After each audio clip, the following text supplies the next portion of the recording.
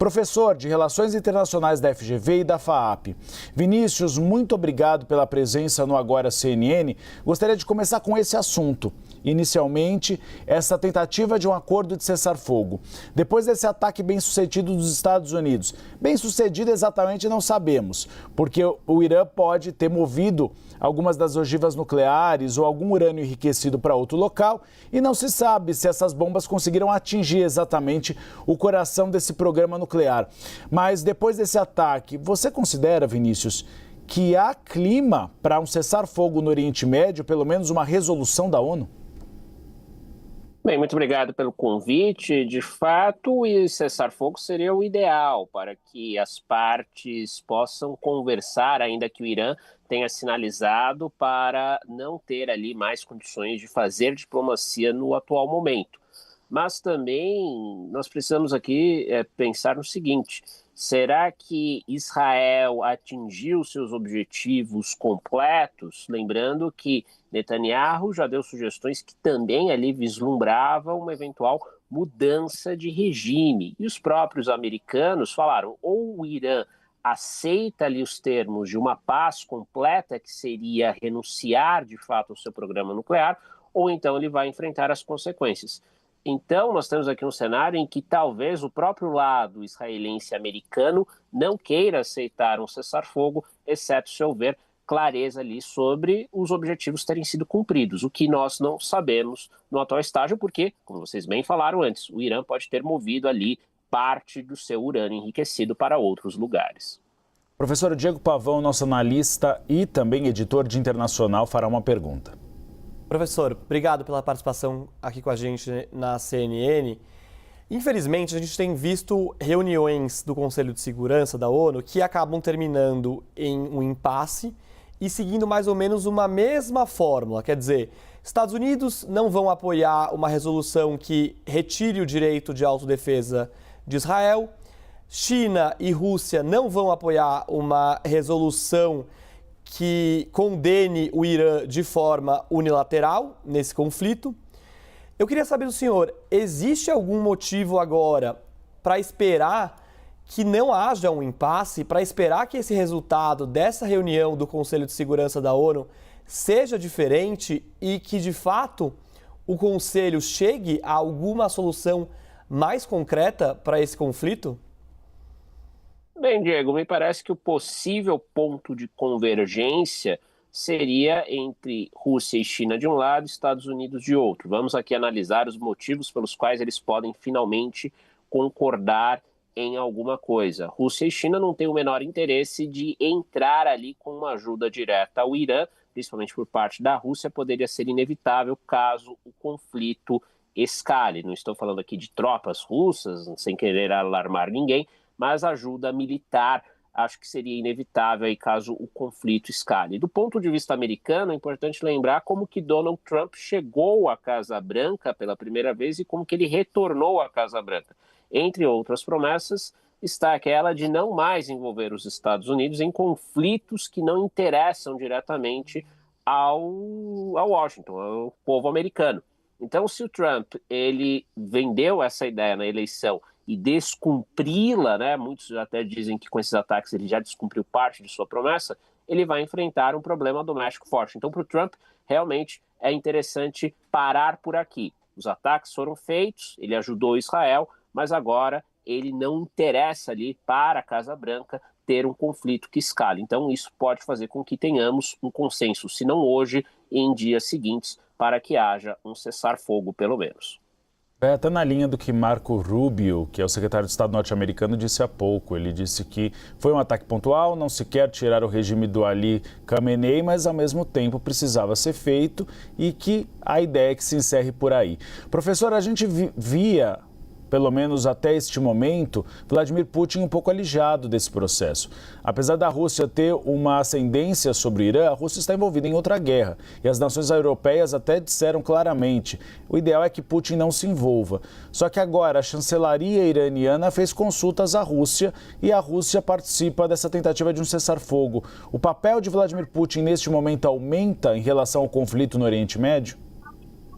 Sem dúvida, porque a própria ida do ministro das Relações Exteriores do Irã até Moscou para falar com Putin é uma sinalização nesse sentido. Porque é importante aqui contextualizar, não se trata de uma aliança militar entre Moscou e Teherã, mas eles têm claramente ali uma parceria estratégica, inclusive no campo econômico. A própria Rússia confiava muito ali no Irã como um canal de acesso direto, não dependendo da China nem da Europa, para ter acesso ali à região do Golfo, à região do Oriente Médio. Tem um projeto chamado Corredor Norte-Sul, que vem aí colaborando, né, contribuindo para a melhoria das relações econômicas entre Rússia e Irã. Então o Irã ele precisa de aliados, né? É ilógico achar que o Irã ele vai aceitar passivamente essa traição que do ponto de vista iraniano ocorreu, porque a solução diplomática, mesmo depois ali do encontro com os europeus lá em Genebra, não foi adiante. Então é uma maneira aí não de chamar a Rússia do ponto de vista militar, mas de empoderar Putin como um ator diplomático relevante, porque a Rússia tem poder de veto no Conselho de Segurança e, junto à China, pode fazer essa movimentação mínima que a comunidade internacional espera agora, que é acabar com uma possível escalada. Novamente, não interessa nem a Rússia e China essa escalada, não interessa, me parece, ao Irã, não interessa aos Estados Unidos. Acho que cabe aí perguntar, interessa a Israel, nesse momento, continuar aí num movimento de potencial mudança de regime? Os Estados Unidos sinalizaram que não. E para Putin, claro, tampouco isso seria um movimento interessante. Então é importante também agora prestar atenção não só no que Israel, Europa e Estados Unidos fazem a respeito dessa questão, mas também aquilo que vem de Moscou. Diego. Professor, exatamente sobre isso, sobre essa questão da mudança de regime que eu queria falar agora. Os Estados Unidos dizem, como o senhor disse, não é um objetivo a mudança de regime. Israel diz, olha, não é um objetivo, mas pode ser um resultado.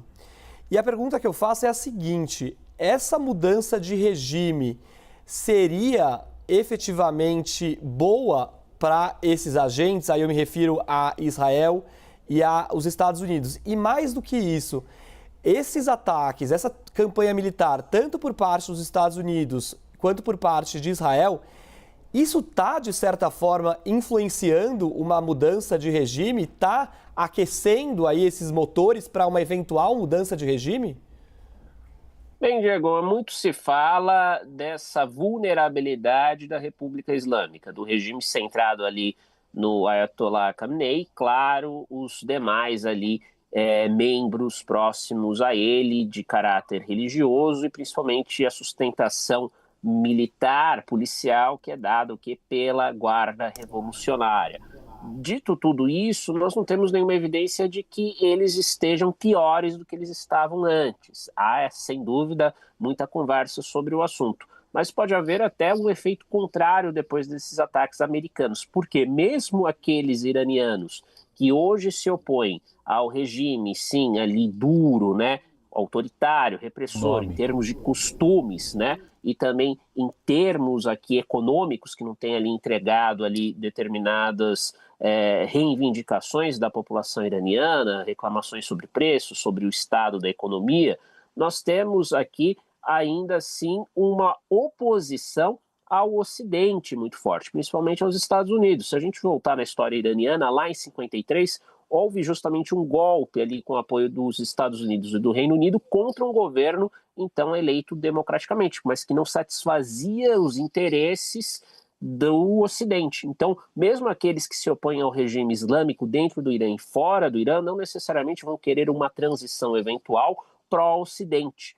Então, nós temos aqui um cenário em que a queda ali do regime islâmico não necessariamente vai trazer mais paz para a região, tampouco vai trazer ali um aliado para Israel, que seria o desejável. Então, pode haver aí uma situação que pode ser até, não vou dizer pior, mas que fique na mesma, não obstante aí uma eventual queda, que, reitero, não me parece haver aí nada nesse sentido de imediato, mas que pode ser uma consequência desse processo de eliminar ou tentar eliminar o programa nuclear iraniano.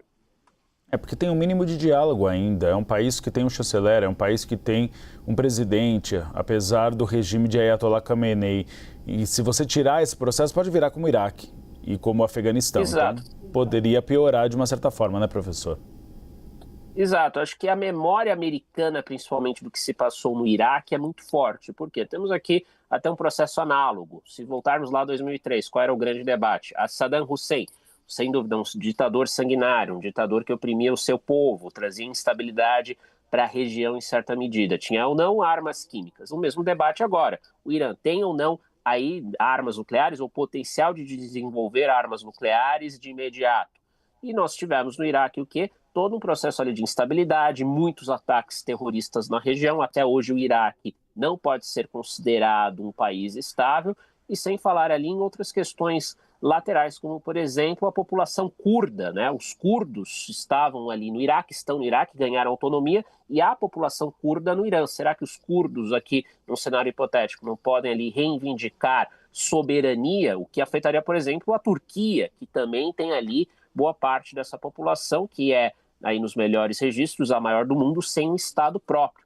Então, tudo ali que acho que ninguém quer, nem Estados Unidos, nem China e Rússia, é mais um fator de instabilidade no mundo. Então, temos aqui, sem dúvida, a convergência para que a questão, se não for resolvida em definitivo, seja pelo menos resolvida de imediato por um cessar-fogo. A grande questão é quais são os termos desse cessar-fogo. O próprio Irã, ele não vai querer alguma vingança ali, se não contra os Estados Unidos, contra Israel, que por tabela, né, por ser um aliado americano, já não satisfaria ali a demanda, né, por uma equivalência, o mínimo de proporcionalidade depois desses ataques. Então tudo isso, não tenho dúvidas, estará na mesa aí de negociações agora, nessa tarde, quando houver a reunião do Conselho de Segurança.